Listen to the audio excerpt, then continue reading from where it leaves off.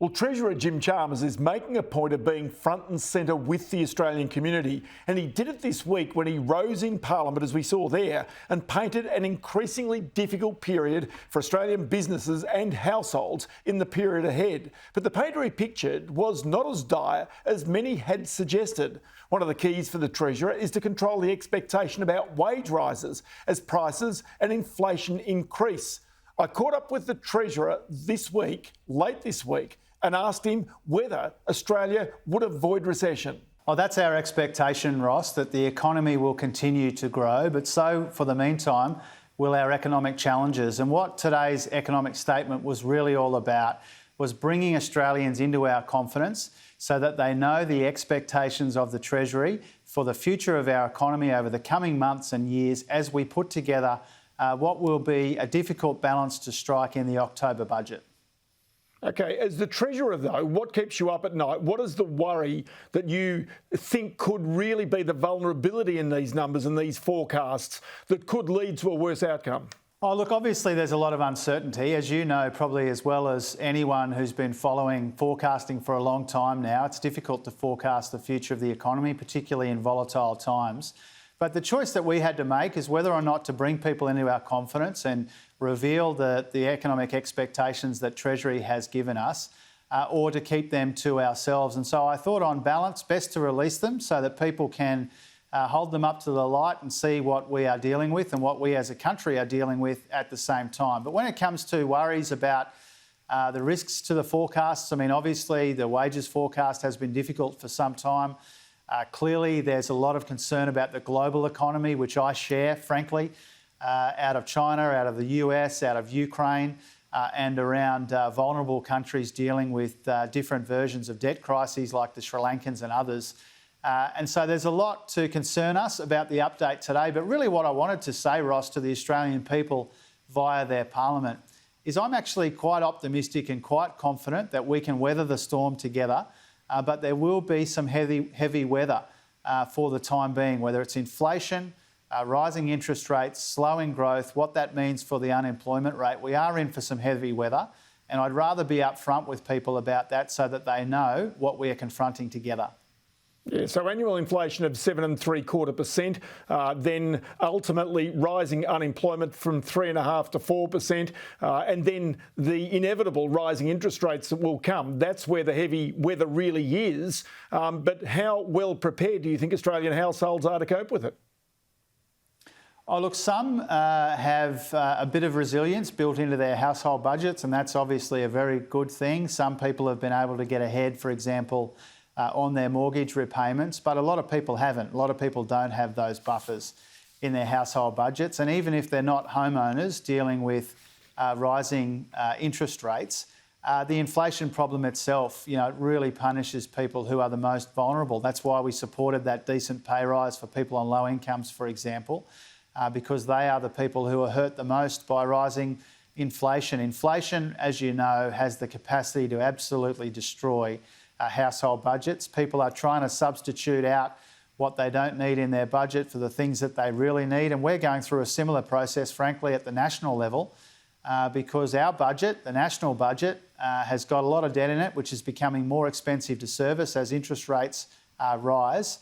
And so we've got to make sure that every dollar we spend is going to productive purpose as well.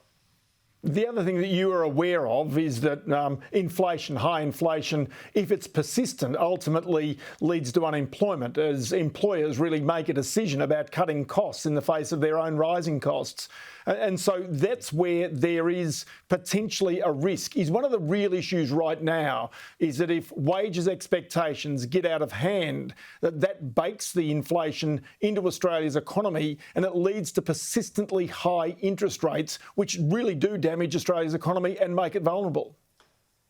Yeah, well, that concern that you raise, and it's a concern that's often shared with me, is actually the reason why I released those detailed inflation forecasts today, because I wanted people to know that even though we expect, or Treasury expects, inflation to peak at 7.75% towards the end of this year, inflation in their expectation will moderate after that and will normalise the year after. So I wanted to give people a sense not just of the size of this challenge, but the shape of it as well. And because we don't want those inflation expectations to bake in for years, I thought it best to let people know what we thought about inflation moderating and then normalising, because that issue that you raised would be a concern if we were expecting inflation to stay high forever. OK, but this must also be something of a debate even inside your own party room, because you would have members who would be highly sympathetic to the fact that workers should be getting inflation-style pay rises. Now, given inflation goes to 7.75%, that might be something that ultimately could bake in the inflation long term and ultimately be damaging. How do you balance that up as a Treasurer? I think all of our team understands that we do want strong wages growth, but we want it to be sustainable. You know, I don't hear anybody in our team calling for exorbitant wages growth. What people really want to see is something that's strong and sustainable at the same time and enduring. And there is a high level of understanding, not just in our side of the parliament, but I think in the Australian community, that one of the problems we've had with our economy for the best part of a decade now is those stagnant wages. We've got real wages going backwards quite considerably at the moment, unfortunately.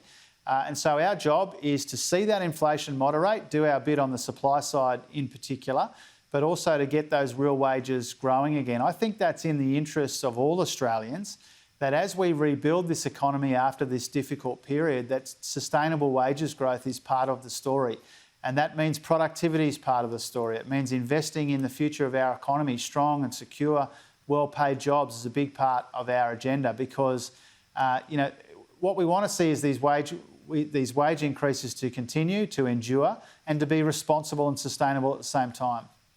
OK, let me go to your own statement this week, your own speech. He says, we expect that government payments will be around $30 billion higher over the forward estimates that was forecast pre-election because of inflation and wage expectations and how they flow through. The problem I have with that statement is you're almost, predicating or pre-indicating that there are going to be baked-in wage expectations. Respectfully, Ross, I don't see it that way, and I'm pleased I've got the opportunity to provide a view on it. I mean, the inflation part of it is obviously easy to understand. A lot of government payments are indexed to inflation. The age pension, for example, will go up in September as a consequence of that, and that's a good thing, but that means that the budget wears the heavier cost of that. That's easy to understand. On the wages side, we are actually forecasting, or Treasury is forecasting in these figures today, a moderate uptick in wages growth. And it takes a little while for that to cross over with inflation to get real wages growth. But when it comes to the wage price index, we're actually revising up moderately our expectations for wages today. And so that flows through to those payments, which are indexed to wages rather than to CPI. One thing you've been saying in recent times, I've heard you say it a number of times, is that not every good idea can be funded. And this actually goes to the area of fiscal discipline. In other words, making certain that you really do look at that spending area inside your budget. There's a second aspect of this also, and that is that right now that budget is in rude health. If I go back to the May accounts from the Department of Finance, they showed that Australia's budget was in surplus in that time. And indeed, over the course of this last financial year, it will be at least 30, maybe $40 billion better off than where it was expected to be. So right now, it's fair to say that the budget's in rude health. It's not necessarily the basket case that maybe many people presume. Look, there's part of the first part of that question I agree with, Ross, but certainly not the last part of it. I mean, we've got in the budget $1 trillion of debt, as you know, and even with that quite welcome bump that we got from high commodity prices combined with some other elements, which I'll come back to, even with that, we've still got what will be decades of deficits. And so I wouldn't accept that the budget is in good condition, but I do agree that the budget, which finished at the end of June, perhaps the very beginning of this budget year that we're in now, it has been really substantially pumped up by much higher than expected commodity prices, but also the inability to get some of the spending out the door in areas like infrastructure because of this supply chain crunch. And so there has been a lot of revenue from high commodity prices. There has been a lot of spending pushed out of last year into this year and beyond. And that means there will be a dramatic improvement in the budget for last year.